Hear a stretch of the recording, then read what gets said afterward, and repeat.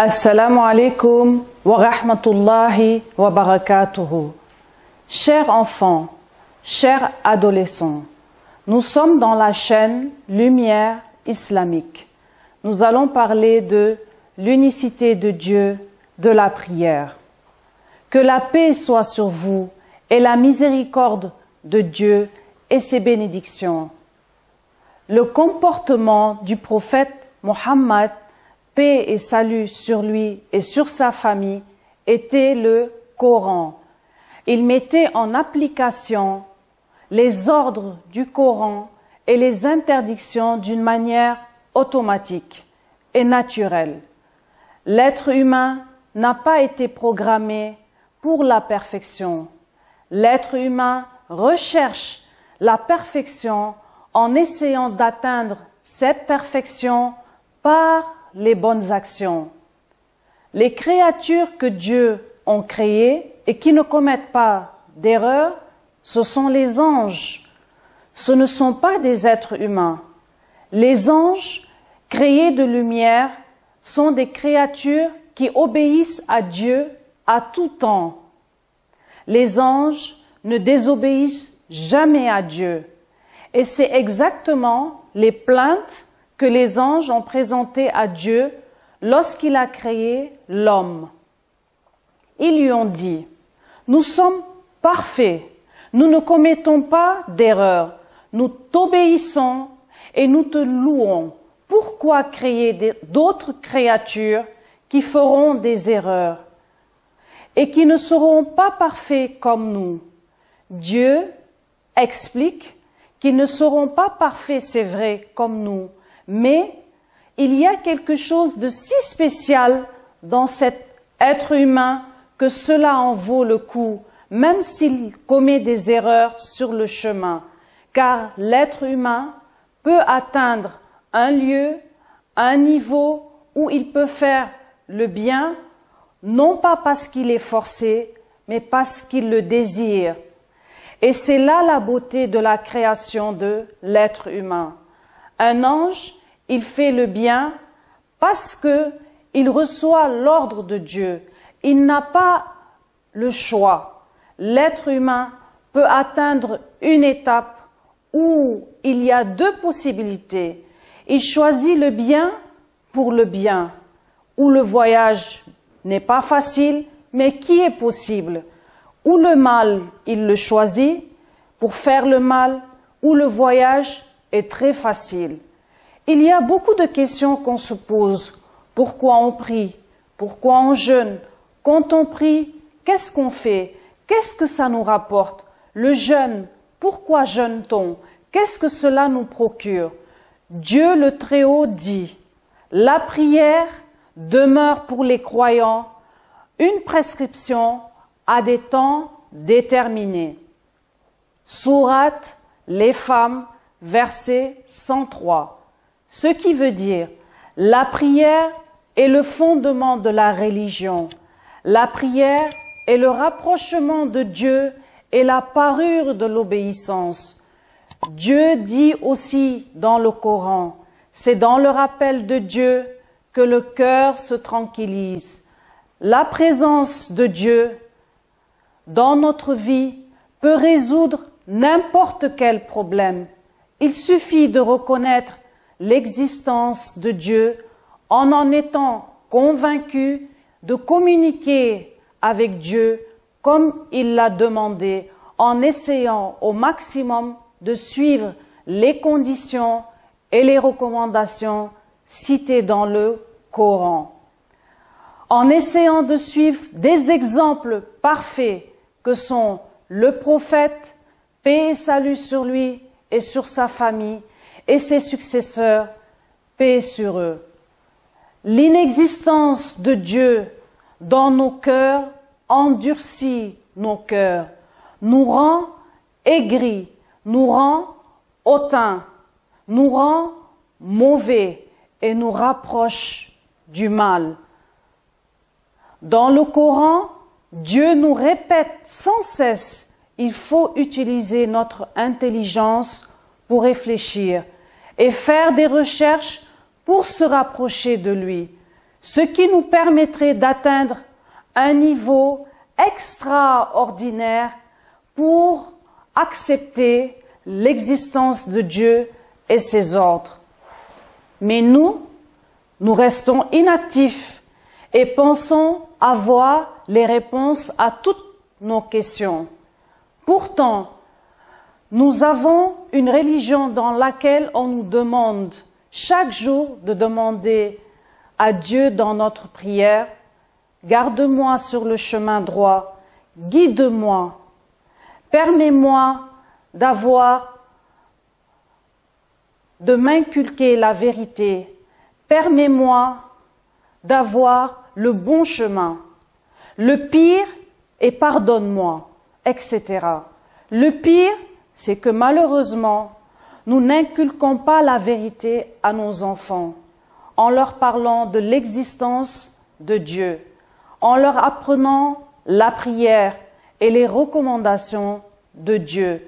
Nous faisons de nos enfants de plus en plus des ignorants dans la religion.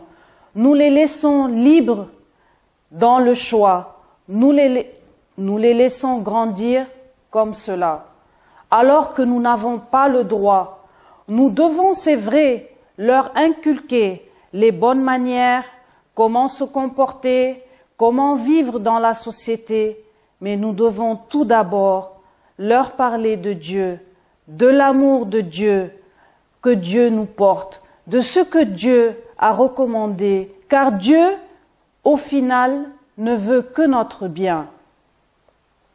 Même si Dieu nous a dit « prie 5 fois par jour », même si Dieu nous a dit « jeûne 1 fois par an », tous ces actes ne sont que les bénéfiques pour nous.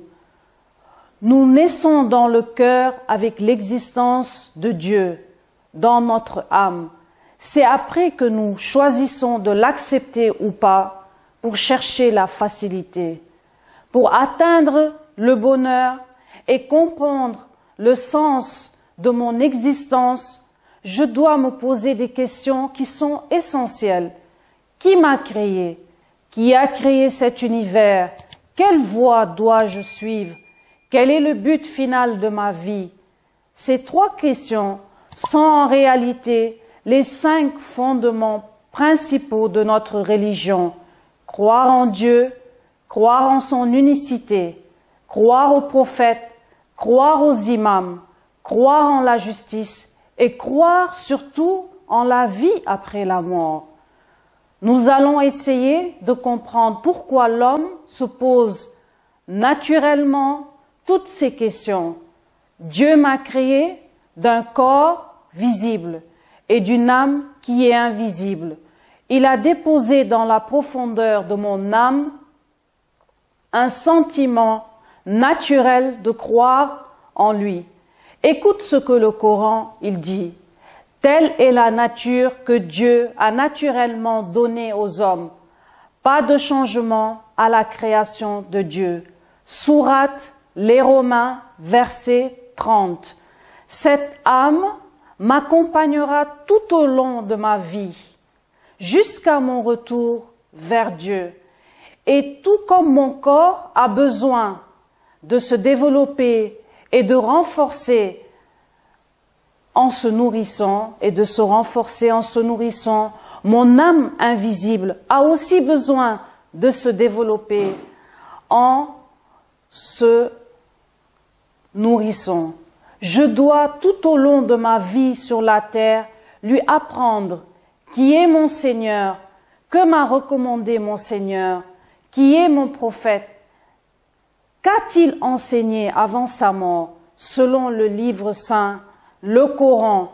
Qui sont ses successeurs et qu'est-ce qu'il nous enseigne? Quel est mon objectif final pour atteindre le bonheur promis qui est le paradis? Combien de discussions véridiques nous avons entendues du saint prophète, paix et salut sur lui et sur sa famille et de sa descendance, c'est-à-dire de ses successeurs, paix sur eux, que la sagesse est l'objet désiré du croyant. même s'il faut aller rechercher cette sagesse, cette connaissance jusqu'en Chine. Prenons l'exemple de l'imam Ali, paix sur lui, qui dit que la connaissance de soi et que nous devons rechercher la sagesse et la connaissance partout où nous la trouvons. Notre religion est si belle. Allons l'apprendre, ce qui peut nous aider dans notre vie et ce qui fait de vous un meilleur serviteur de Dieu, peu importe où nous devons aller. Nous devons l'enseigner à nos enfants, qui le transmettront à leur progéniture, et ainsi de suite, de génération en génération. Par exemple, quand nous parlons à nos enfants de la prière, même s'ils font l'intention, nous devons leur expliquer la religion, leur parler de Dieu dès le bas âge. L'enfant doit bien communiquer. L'enfant doit bien communiquer, bien comprendre que s'il le fait, c'est par amour pour Dieu. Même si c'est un ordre de Dieu, il le fait pour communiquer et parler avec Dieu, qui n'est que amour et ne veut que notre bien. N'oublions jamais que notre reflet sur le miroir, quand nous nous regardons, c'est le reflet de nos enfants.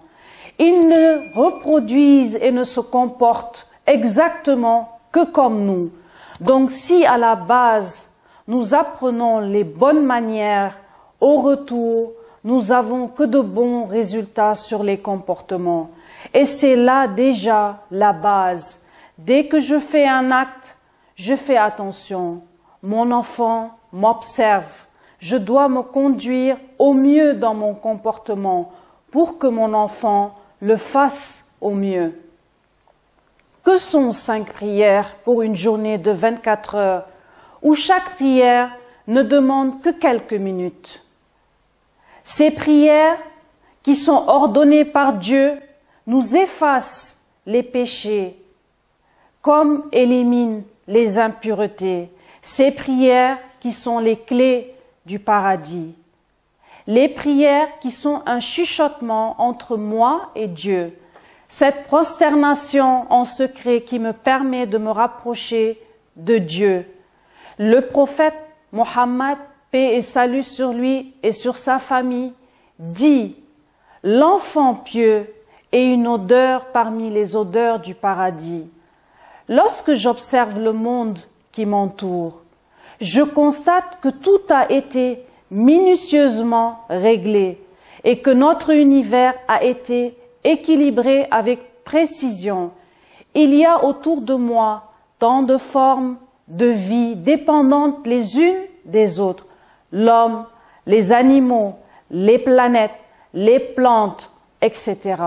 L'abeille qui a besoin des fleurs, les fleurs qui ont besoin du soleil, et ce soleil, aux proportions parfaites, a une stabilité extraordinaire et se trouve à une distance exacte de la terre pour y permettre la vie de toutes choses créées par Dieu.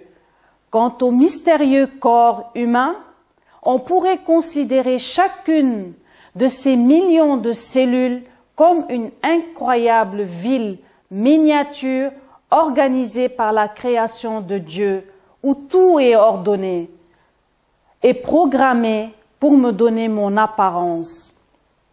Ma raison me pousse à croire que toutes ces vérités, ce formidable ordre de l'univers et cette merveilleuse harmonie font partie des preuves qui démontrent que Dieu est à l'origine de la création. Il s'agit d'un Dieu unique qui n'a pas de semblable, inégalable dans la puissance et l'intelligence. Il s'agit de Dieu le Tout-Puissant. Je recherche Dieu, je recherche refuge auprès de Dieu contre Satan, le lapidé. Au nom de Dieu, le tout miséricordieux, le très miséricordieux. Tel est Dieu, votre Seigneur. Il n'y a de Dieu que lui, le Créateur de toutes choses. Sourate Les Troupeaux, verset 102. Je voudrais vous donner par exemple mon exemple. Je suis née d'un père musulman et d'une mère chrétienne. Ma mère s'est mariée très jeune. Quand elle s'est mariée, elle s'est convertie à l'islam. Elle a reçu un Coran et ma mère n'a pas directement pratiqué l'islam parce que la langue était une nouvelle langue qui était l'arabe. Ma mère, au fil des temps, s'est intéressée au livre, a lu le livre.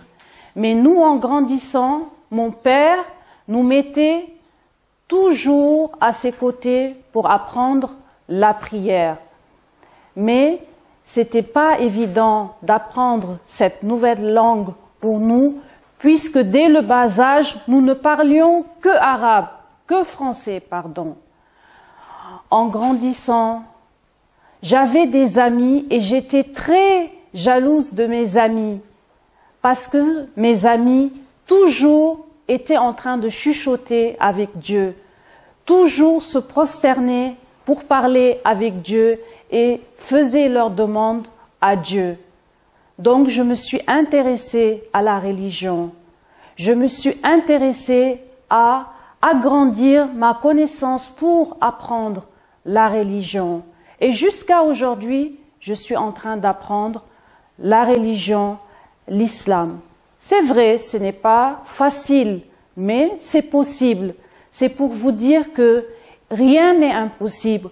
On peut naître de parents athées, mais nous avons l'intelligence et nous avons l'obligation d'apprendre et de savoir l'existence de Dieu. Pourquoi Dieu nous demande de faire certaines choses qui ne sont que bénéfiques pour nous, pour notre vie.